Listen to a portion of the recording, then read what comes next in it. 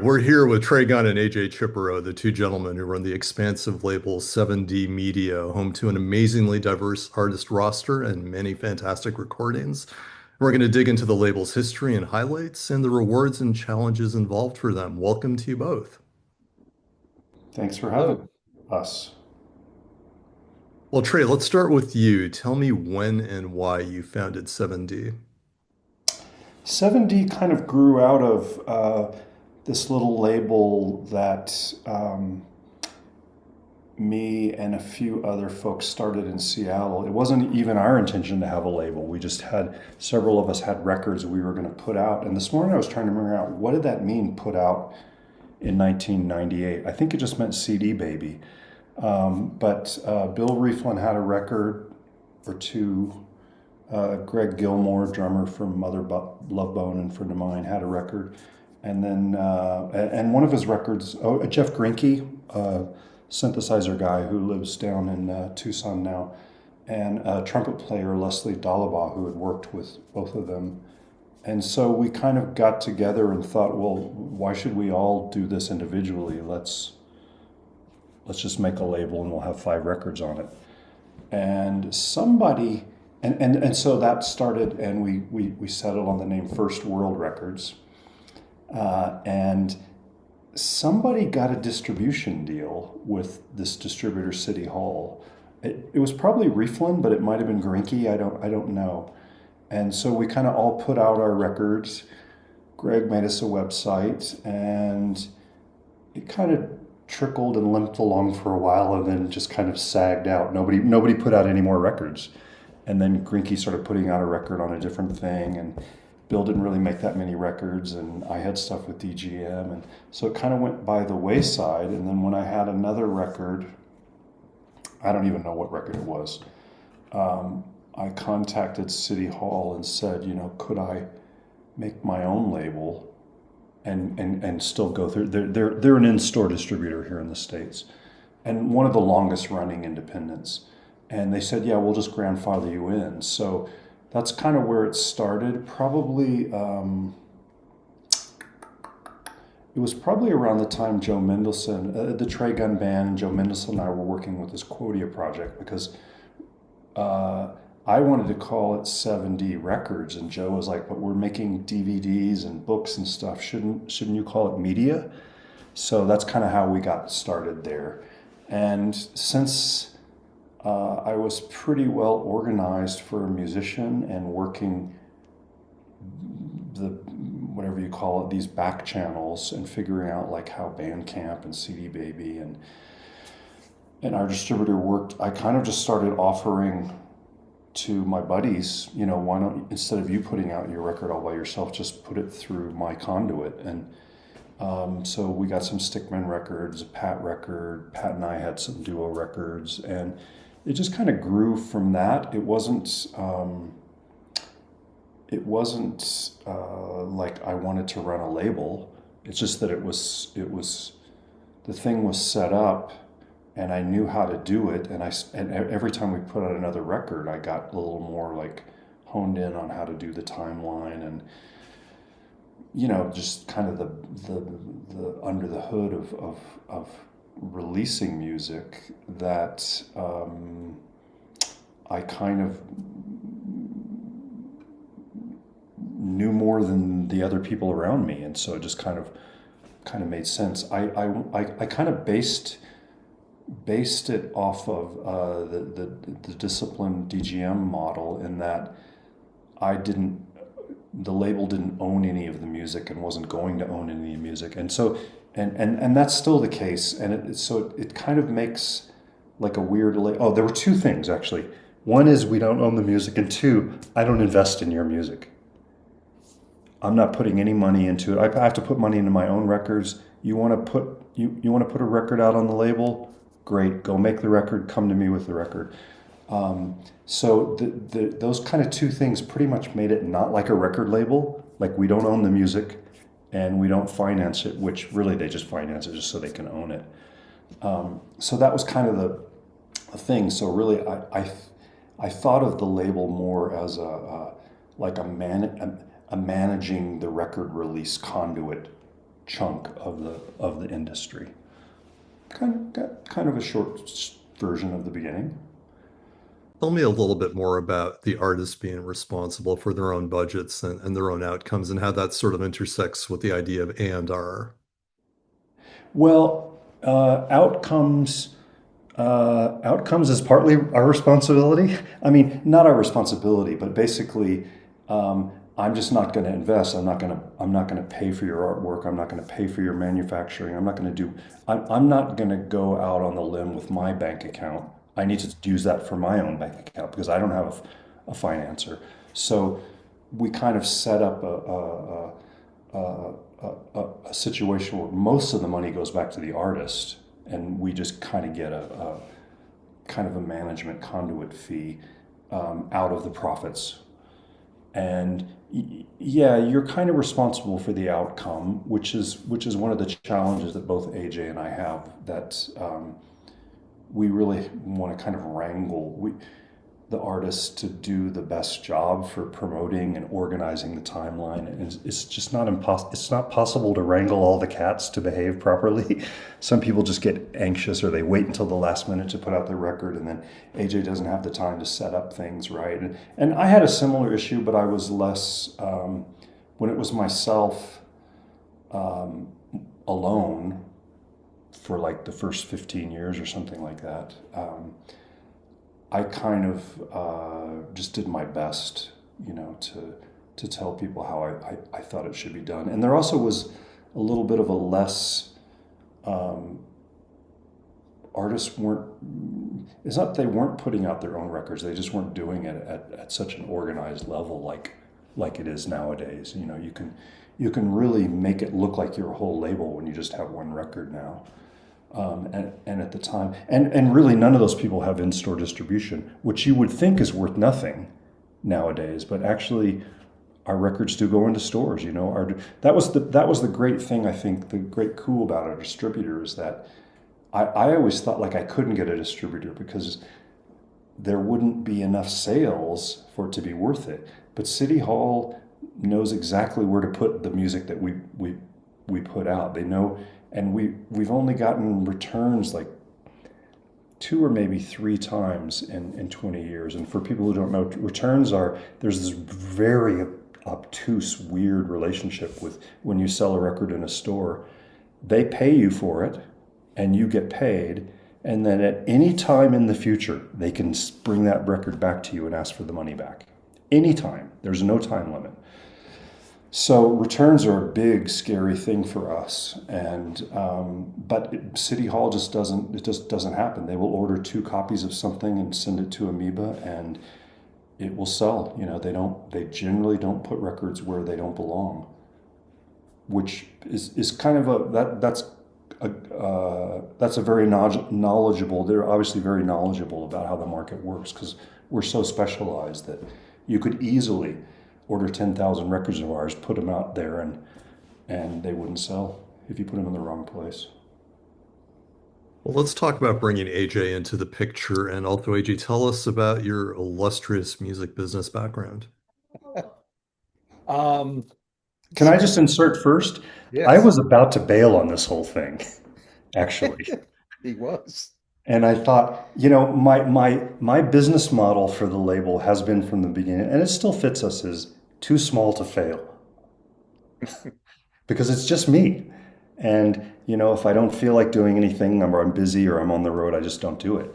Um, but it's still a lot of work keeping track of the inventory. And I had different mail order companies that I was trying to ship stuff out, or I would ship them. And I was pretty much feeling like I couldn't really do this anymore, and what would it look like? And then I thought, well, maybe I should just talk to AJ. He seems like he's a sucker. No, I knew I didn't think he would want to do it, and actually he was. Anyway, he can tell you his part of the story. Yeah, Trey came to me, or he called me and said, I want to give you the label. And I said, I don't want it. I didn't want anything to do with it unless he stayed. Said, 7D without you is worthless. I mean, we wouldn't get the musicians. So I needed we needed that aspect. I wasn't just going to assume control of a record label. I wanted nothing to do. So if Trey, at least that's how I remember it, but we met in 2017. I was working with Jerry Murata, who actually finagled me out of retirement. My background goes way back. I graduated from high school. I started college. I dropped out of college so I could be a shift supervisor at Tower Records because I was a huge music fan. So I just wanted to work in music, going all the way back to, my junior year of high school, being a custodian at the Concord Pavilion so I could get the free passes to the shows. And I just had to show up the next morning at 6 a.m. and clean puke off the lawn. And because I was a janitor at this music venue. So then, yeah, I dropped out. We started working at Tower Records.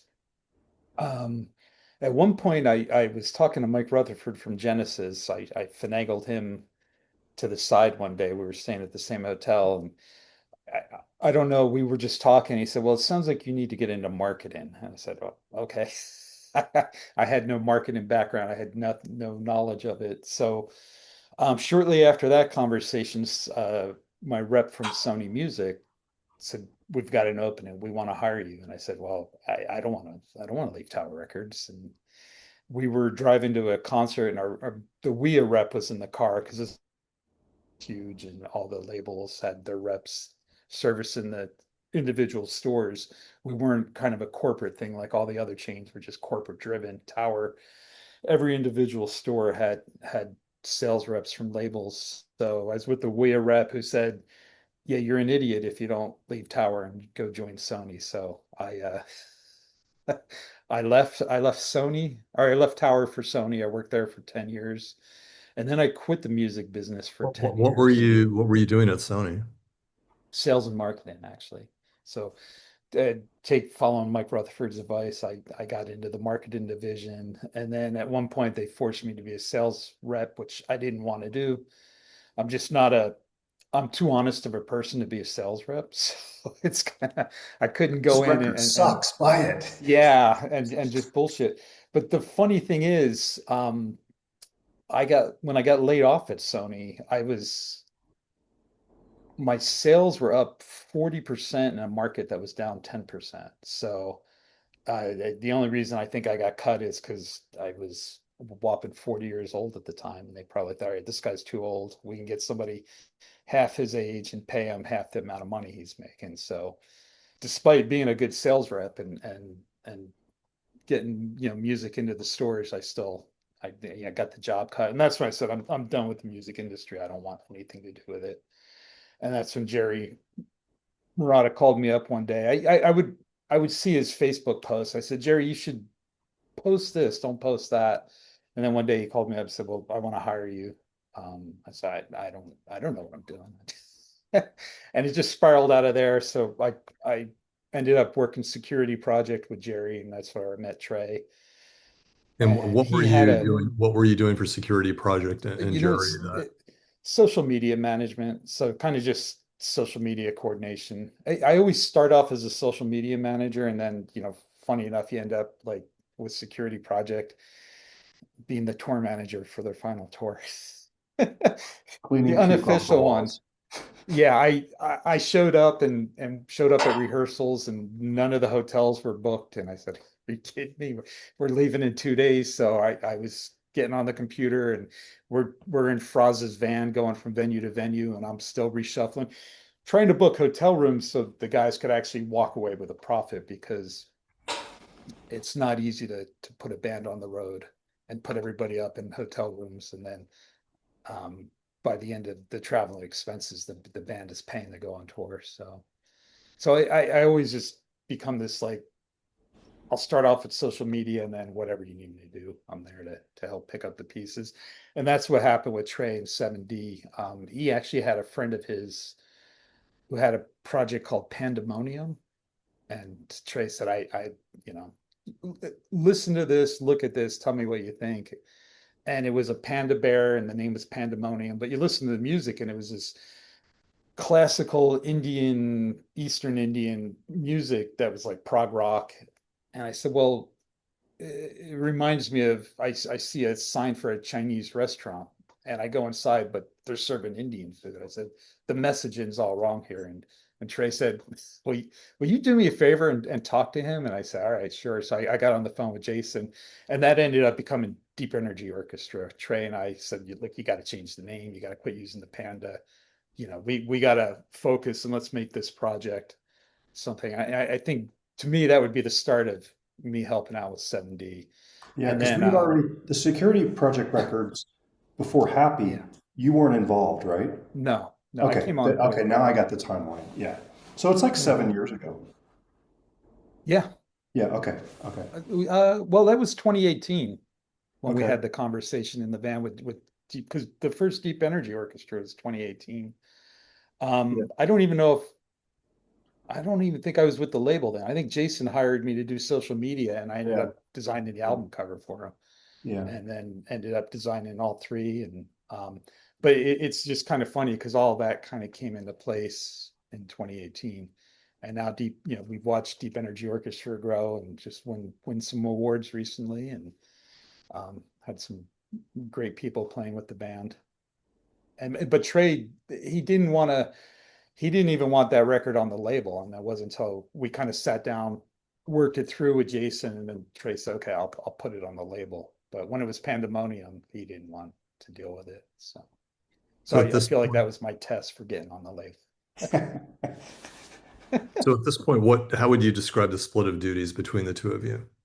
AJ does all the work, and Not I true. watch the money. Yeah, I was going to say anything to do with money. That's Yeah, I Trey. handle I don't all the want anything royalties, to which do I'm with that. doing this week. Um, but AJ does all the shipping, because Yeah. he does the shipping in house. And we one of the things that I think a lot of musicians need help with, aside from not understanding a timeline, and they kind of want to just throw stuff out online as soon as they think of it. And so we kind of have a philosophy of like, if you want to work with us, like, here's our timeline. Please do it the way we say. And some people need help with their, um,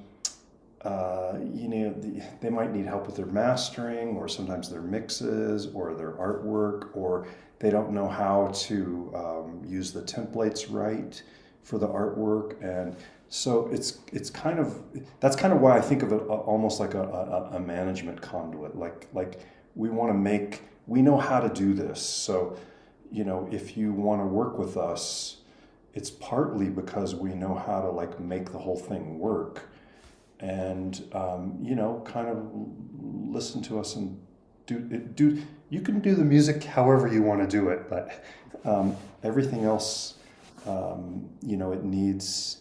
It may need massaging to like hit the market the best way, and meet fans. So like, for example, I have this policy of, don't frickin' talk about your record until we have the pre-sale link ready.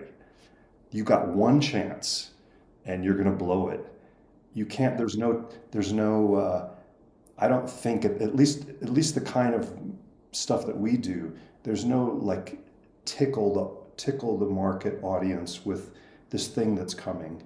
That was your chance, and when they actually hear about it, they're already done. Yeah. At least that's my philosophy. We could be wrong about that, and it depends on how much money you have to spend for marketing and promo. But I just feel like and this is very technical about selling nowadays, but you have one chance, and they Yeah, need there's you too got to many be we have to be distractions ready these to go. days. We have to be ready to Yeah. go when people talk about it. Yeah. Yeah, I mean, the way social media, the algorithms work, you may only get this post in front of somebody once, and if there's no link to buy it, nobody's gonna say, "Oh, I'm going to come back in 3 months," because there's so many distractions. People can't remember 3 minutes from now to go back and check out your album.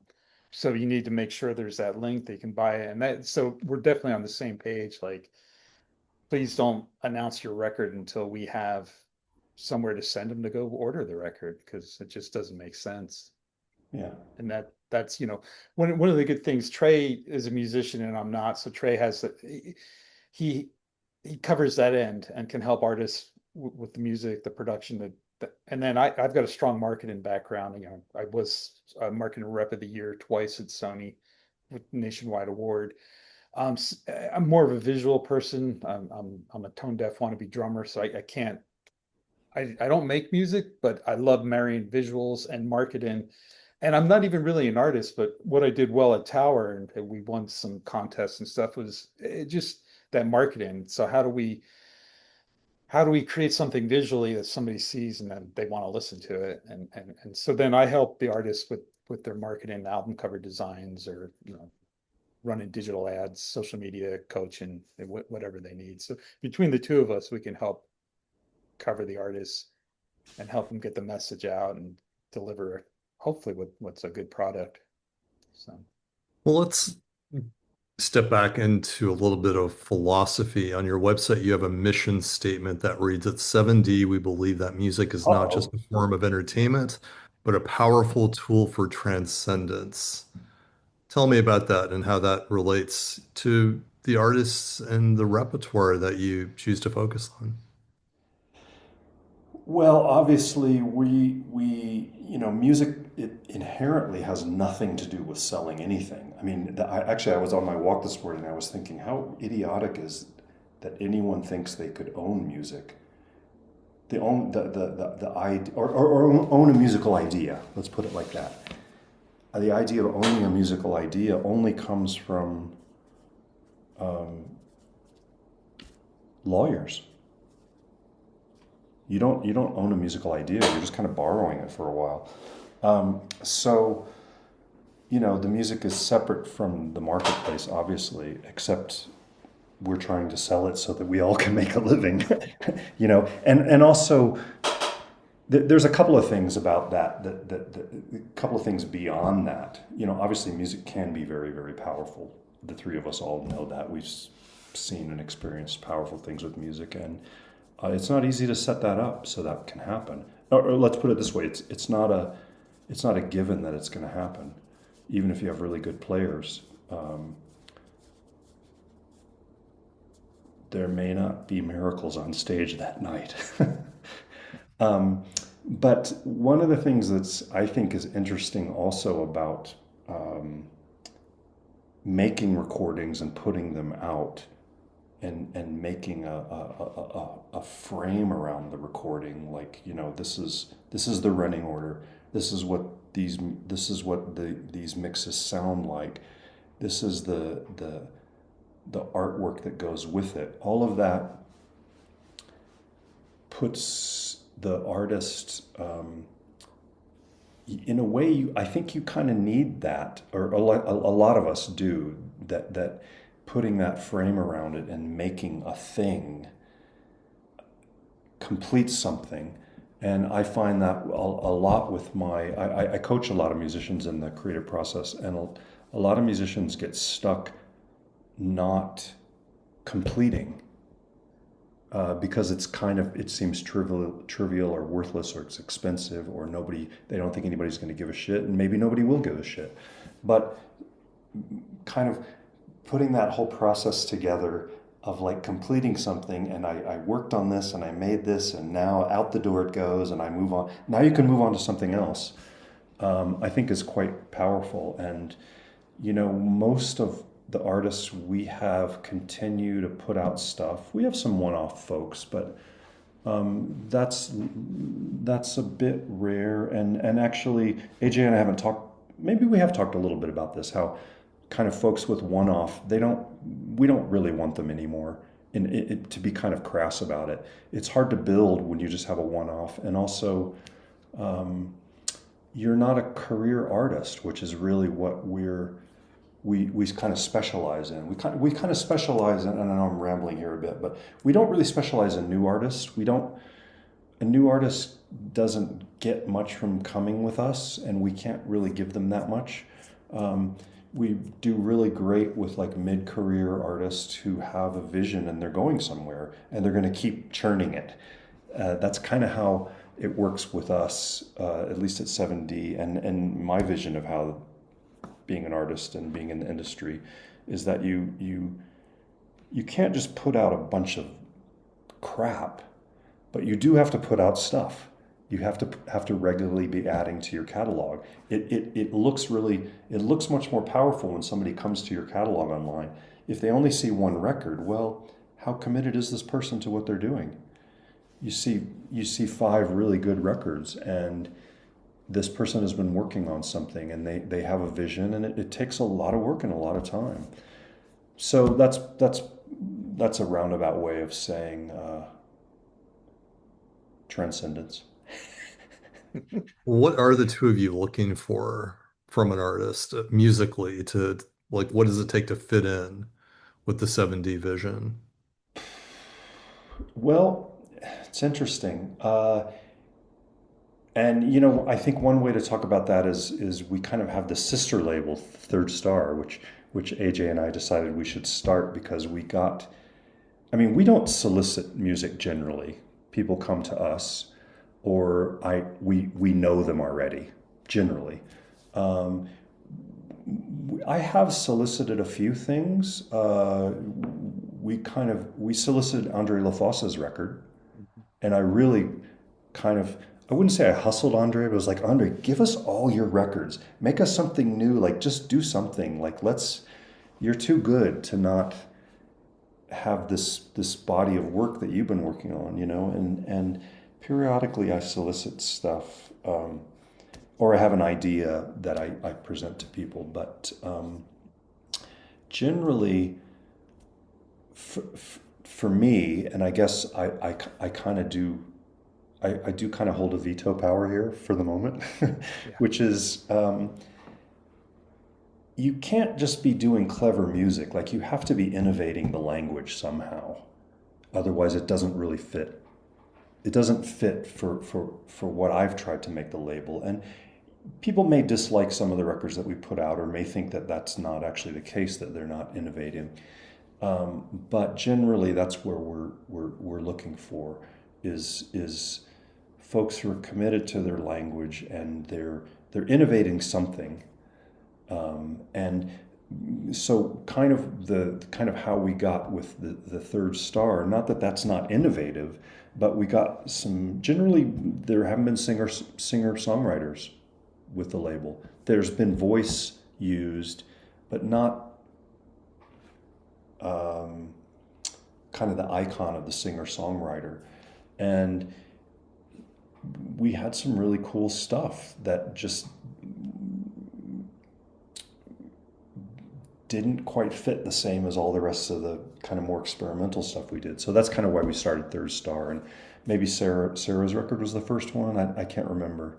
One of the first, Oh, and I think Marco definitely. and Percy's got a Yeah. record.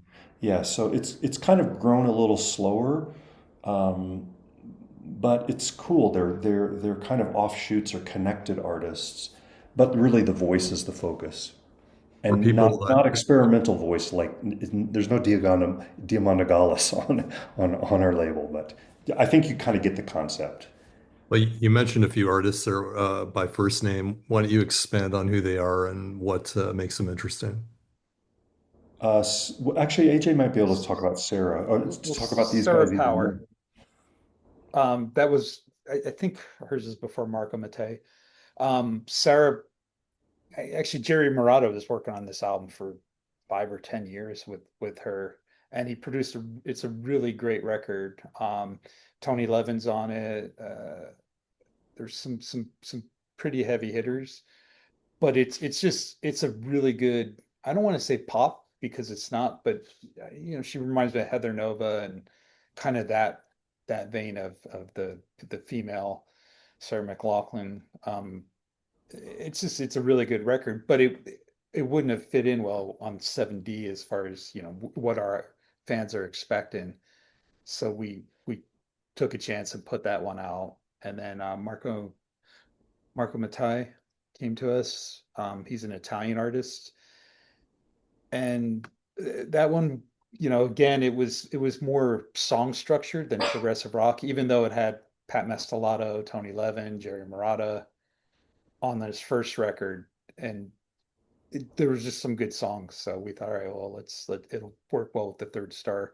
He came to us, and then Percy Howard, who Trey, boy, I saw they did a one-off show, I think in the what was it, the 90s? You guys opened for Buckethead, Mm-hmm. and it was with Vernon Reid on guitar. So it was Trey and Vernon Reid on guitar, backing up Percy Howard, and we were working with a guy who Blue Buddha, I think is the record label that um so anyway, Percy came to us. He said, Trey, Percy wants to put an album out with you. And we just that one's just completely out there. It's a great record, but very wacky and again wouldn't fit on the 7D. So those are right now the three main third star artists. When third star comes from Trey's solo album. So name of one of his albums. Well, why don't I have you to go through some of the core 7D release highlights? You know, what are some of the records you two are most proud of?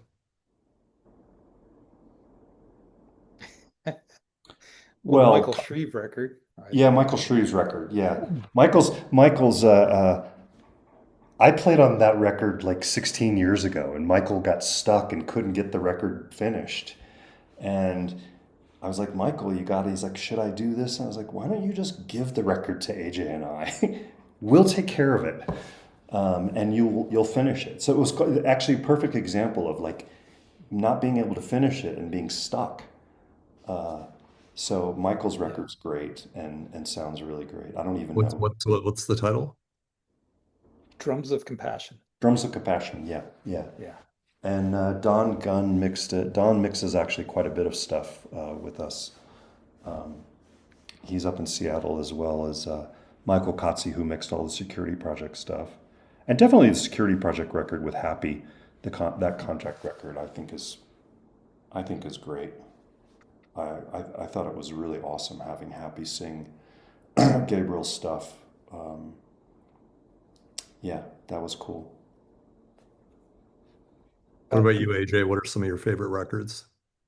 the Andre LaFosse compilation we put together with him, we kind of, I remember Trey, turning me on to him. So I want to sign this guy, and I listened. I said, boy, it's like my alarm clock going crazy right now. Is what it reminds me of. But it was really good. Like the more I listened to him, like this guy is just insane and just works. So we talked to Andre, and he had a new record coming out, and we said, well, we want to find a way to introduce you to our fans, and we put together a compilation. He put it together. We kind of crafted it with him. We helped structure the order.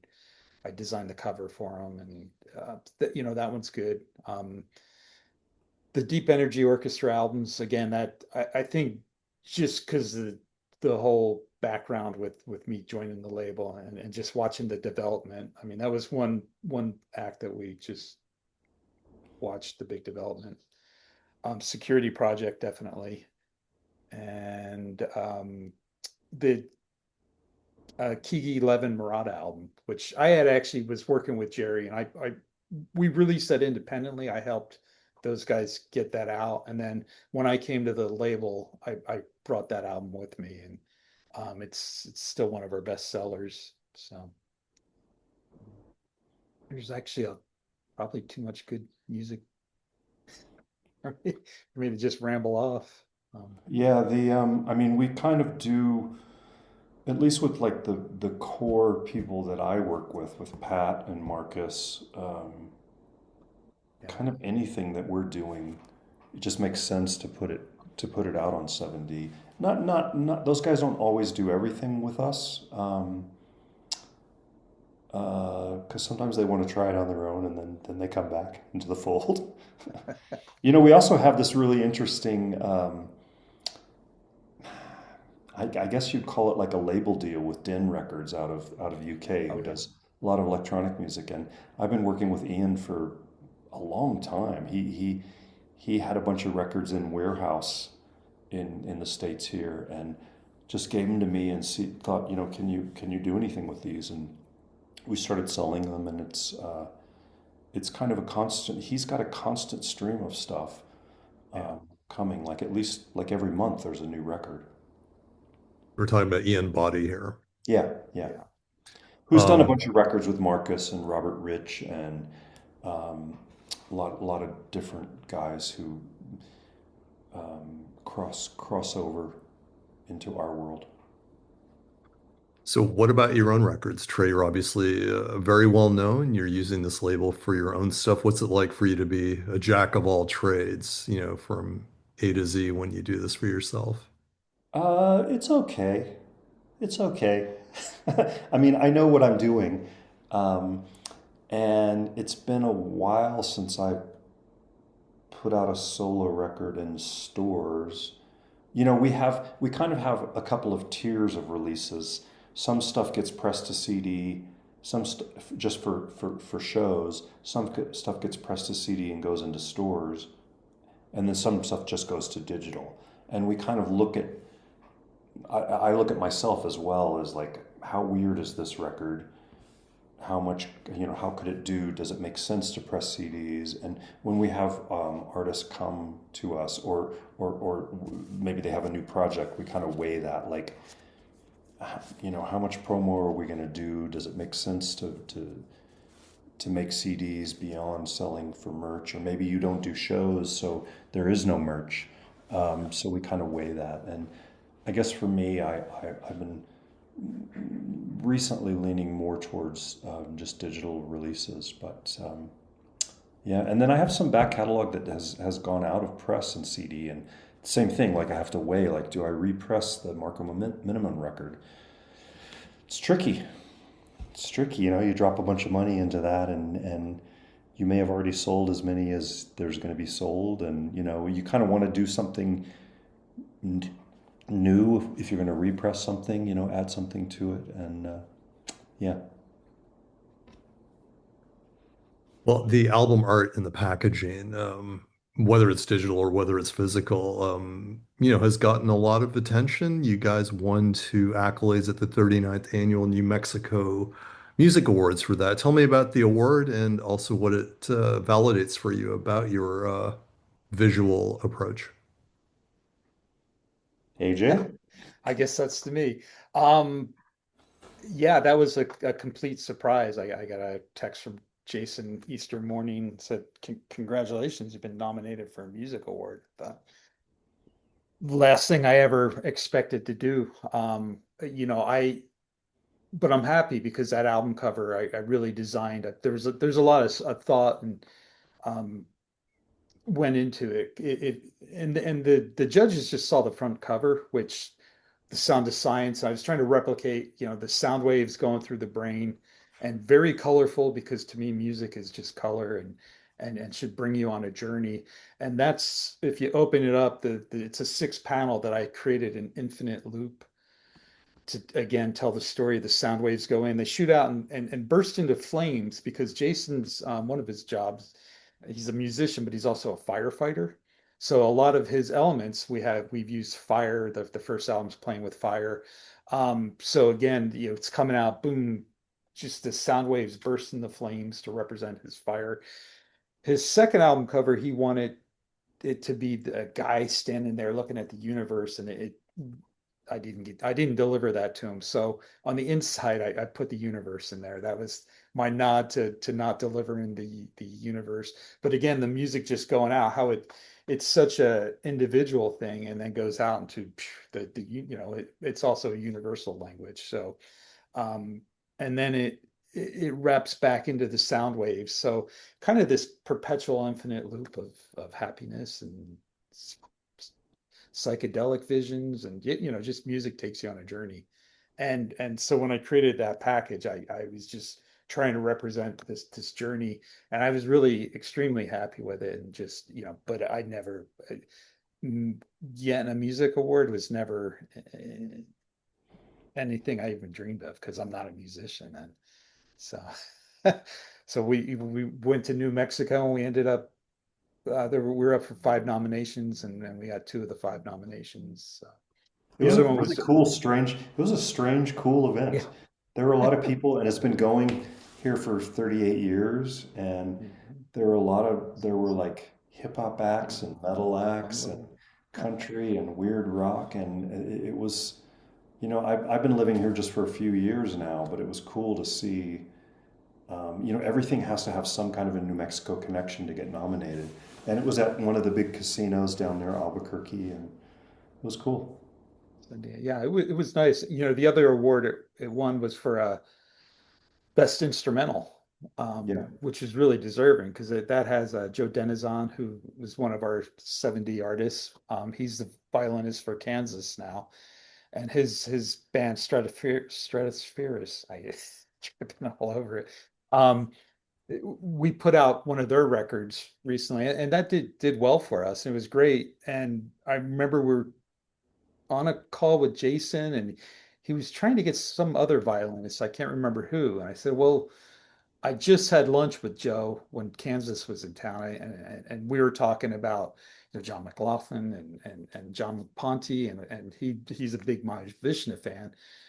So I thought, all right, Jason, Joe will be perfect for this. So put him in touch, and I think is Gary Husband on that track as well, yeah, yeah. and he and Adam Holzman, And right? Adam Holton, yeah.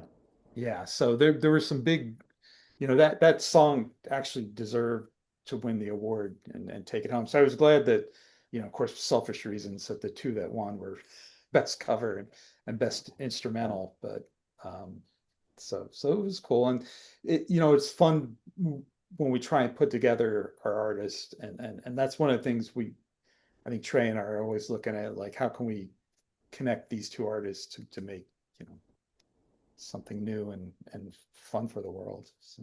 Yeah. So now, in addition to recordings, you guys also have expansive and detailed music scores available. Talk about that element of what you do. Yeah, so that started as kind of a fluke because Gabriel, he was a kid when he wrote me. I don't know. He was in college maybe, but um, that he had done some transcriptions, and I don't know if it was my stuff or Crimson stuff. Anyway, maybe he had done some the construction of light transcriptions, and I was like, "You're crazy! Don't send me that." Or maybe I said, "Send it to me," but whatever. Like I already know how crazy it is. I don't need to know. And it was so good that we're like, man, maybe we should try to do a book of this. And um, the funny backstory, which I think is okay to share, which is we talked with Robert. I think we were starting on the Thrack book, and I talked with Robert, and I was like, can we do this? Do you care? Is like, first of all, the musicians have no say in this. They don't, it's the publisher you have to talk to. And he said, somebody tried to put out a Hal Leonard big note version of the Discipline record once, and it was so terrible. So he's like, if you can get the license, good luck, over to you. And I was able to get the license, and it wasn't that hard. Yeah. So we started putting out the Thrack book, and it was this was before you, right, AJ? Yeah. Yeah. Hmm. So I was dealing with the Thrack book, and it's pretty complicated shipping out a book, the packaging and like how much to charge and how do you get it in there, and you know. But the books are so amazing because between Gabriel's done the transcriptions, then I went through and did all the tabs for all the instruments. Every instrument, every drum hit, the whole thing is in there. And there was a really good demand. So then we went on to the Discipline book. And then Gabriel helped me put out transcriptions of a bunch of my stuff. So there's that book. And then we're in the proofreading process for the Wetton years, so the early '70s records, and that's going to be another monster book. And now we have several proofreaders to help us because it's Gabriel gets so frustrated when we put out an issue and he's like, I see a mistake, damn it. So now we have proofreaders helping us. And then my plan for my next solo release is actually there's going to be a score book with it right from the start. And so there's probably like two or three more Crimson books before we kind of exhaust that catalog. And it's really, I think it's really great because it's like it makes the label like a kind of an education center as well. So we have other stuff. We have Andrew Keeling's, all of his books about the Crimson back catalog. We've got some of Marcus's scores, Marcus Reuter's scores. We've got one of Stickman. the electric violinists who played with Jason as well, Indian woman out of San Francisco. She's got a book about Indian modes, and I kind of want to keep growing that. And that's a pretty big part of keeping the label going. You touched on some of the distribution uh, challenges, that you have to keep in mind. Obviously, running a record label in 2026, this is not a simple matter, and a lot of people have a lot of opinions about how and what to do with this kind of scenario. What are some of the other key challenges you're facing, and how have you gotten past them to make this work?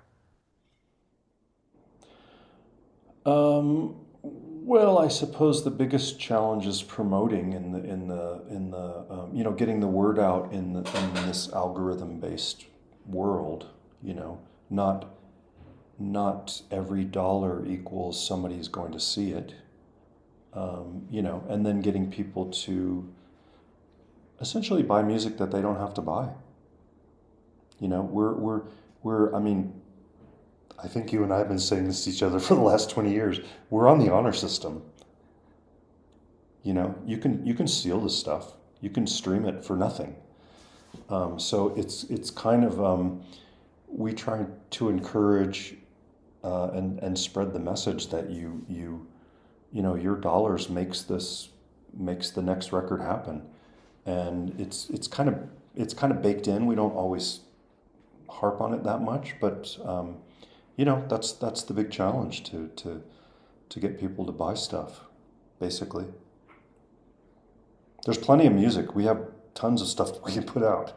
You know, it's the music isn't the holdup. It's it's getting it out there and getting and keeping people interested. You know. There are going to be people watching this, that are content with their free or freemium or $10 a month streaming package. If you could talk to them directly, and regardless of what you and I have said to each other for 20 years, in 2026, how would you sort of describe that imperative to them? How would you motivate them to, make this investment in the arts? Yeah, I mean it's tricky. I mean, I can make the argument, but it is tricky. I have an Apple account. I have an Apple Music account. I listen to music on YouTube. Um, I listen to music on Bandcamp. Um, I buy stuff too. It's the cat is out of the bag really in terms of streaming. Um, you know, and not everybody knows how to buy a download. That's what's Yeah. that's what's that's what we found. That's kind of AJ kind of he didn't talk me into it, but basically he kind of organized that we need to have our own website because we get so used independent artists get so used to the ecosphere of um, ecosystem of Bandcamp where independent artists go that we think that's the whole world, and actually it's a very very small part of the world. Yeah. And so AJ's built us a system outside of Bandcamp. We do both because some people just don't. They go to Bandcamp and it just doesn't make sense what's going on here, you know. So it's a challenge to get people to download stuff. We try to make nice looking CDs. We do signed CDs. We try to do cool merchandise that for folks who still like to have something, you know. And we do a little bit of vinyl. I'm kind of I have mixed feelings about vinyl myself personally, um, but when you buy directly from the art, nothing the artist gets nothing from streaming. It equals nothing. It really does. Even if you're enormous, it equals nothing compared to your enormity. So it's really just, you can't say it's theft because we put the music up there and we wrestle with that. I wrestle with it periodically. Like sometimes I don't put records up or I wait because if you put it up right when the release, people don't have to buy it at all. So I think we're trying to build an ecosystem where folks know that they want to buy stuff, that it's the right thing to do. It's good. It's good for the system. Otherwise, it just crashes and burns. And then it's so much work to make a record that people will stop doing it. They'll just play in their back room or whatever. It's hard to, because we have some artists that don't want to do any streaming, and I understand that. But then you've got whole generations coming up now. You buy a car, there's no CD player in it. You buy a computer, there's no CD player. Um, so it's almost that device for how to play the music is becoming obsolete, um, to the point that, when Deb's doing merch for Tuner or Stickman, Pat's wife, she started bringing, purchasing these portable CD players. So when people come up to the merch booth and say, "Oh, well, I don't have a CD player to play it," she'll be like, "Well, here, I can sell you one," and she sell them at the merch tables, which is pretty ingenious on her part. But the fact is, it's harder and harder to find a device that can play this little shiny disc. And you've got whole generations of kids coming up that, it means nothing to them. Like Yeah. trying to explain to my young teenage daughters what a CD is. It's hard. So it's hard to ignore that side of the equation. The good thing is we're working with a new digital distributor that has been somewhat effective. We're finding our albums are getting more streams through them because they actually work. Where some of these, the distro kids and CD babies, they don't, they'll take your money, they'll put the album up, but they don't really do anything to help push it. But it's a lot more work now putting an album up because we have to, put in the individual credits for the tracks and upload lyrics now, and they have to be done a certain way. It's a lot of work for a few pennies, but unfortunately, I think the reality is, like Trey said, the cat's out of the bag, and we can't ignore streaming, but, Yeah, got you to can't not figure be out how there. to, yeah, because you're going to alienate a whole. There's so much music out there, people gravitate towards something else, and the kids aren't going to go buy a CD player just to download, get your CD or.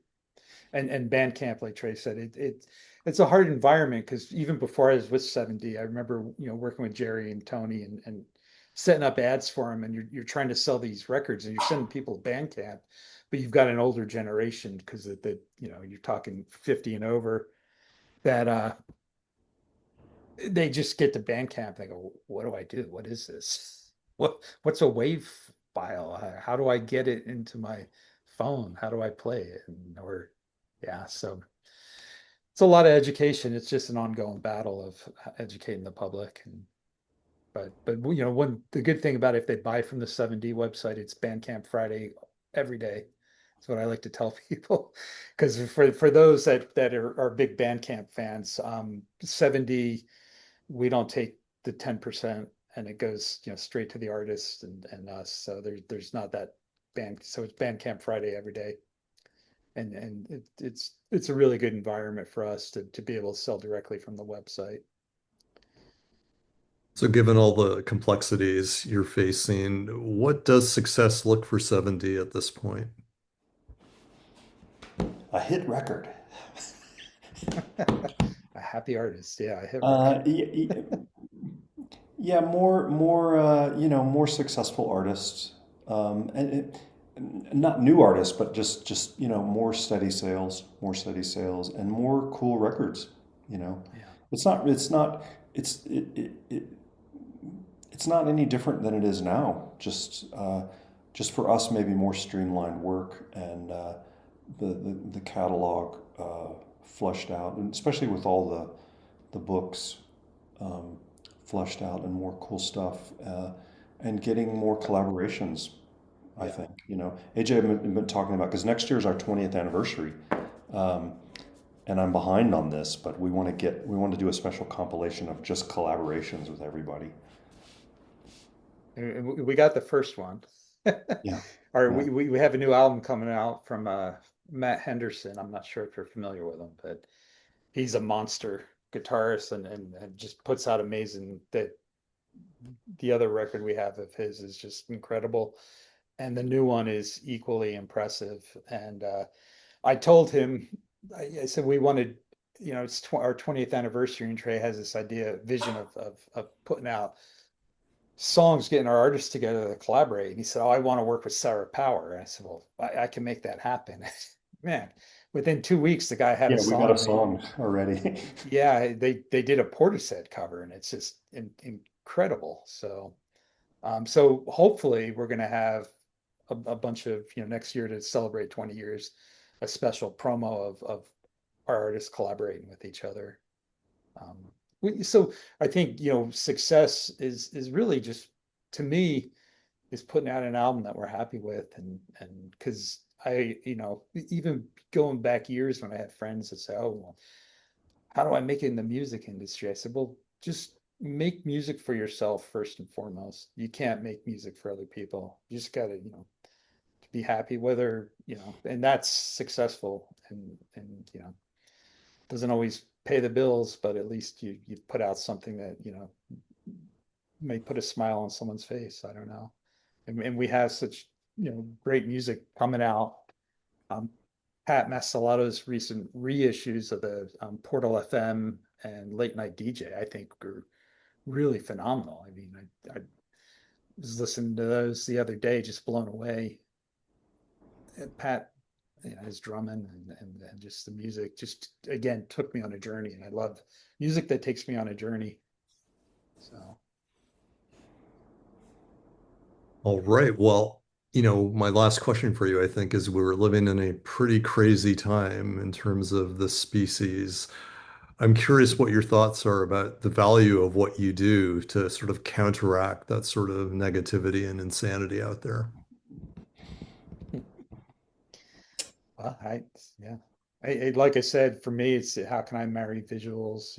I do my part to bring some happiness or something thought provoking. So every cover I design for a band, there's always little things I throw in.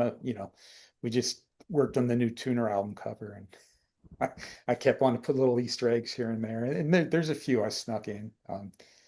Trey would fight me along the way, but it's it came out. But I think if we could release music that just helps, it makes somebody feel good, and that's how you counteract the negativity. And I'll let Trey speak for himself, but that's for me. Yeah, I agree. I don't really do politics in music Yeah. because I think it just amplifies the negativity. Um, so, it doesn't have to be positive. Yeah. Like a lot of the Tuner and Crimson stuff, people would classify as in the category of negative or just like terrorizing. And that's part of it too. The I think the what I want to do and what I hope other people is they follow what their vision where their vision goes, and it's we don't know where it's going to go, so it's kind of that's what's cool about the label. We don't really turn down stuff for being too out there. Yeah. We turn down stuff for it not being well done, but not out there is being out there is cool. Yeah. I don't think we've turned down too many records, but usually Trey and I are on the same page. We'll get it and be like, okay. Um, you know, I don't like the paint by numbers prog stuff, so I don't want these people that make it so technical and, well, this is the way it's structured. It's like you just killed the whole vision of prog. And I like the more experimental out there stuff. And the recent Kimura record, which, like Trey said, that there's that dark tuner. It's dark, it's still positive to me in the sense that it puts a smile on my face listening to it. As you, as dark as it is, you throw on the headphones, you go out there on that journey, and it takes you into a dark space, but there's usually a brightness spot as well that pulls you back in, and doesn't need to be political or just, yeah, just take the listener on a journey. Enjoy the music. All right. Well, that is all I had for the two of you. Thank you so much for your time. You're Cool. welcome. Thanks, man.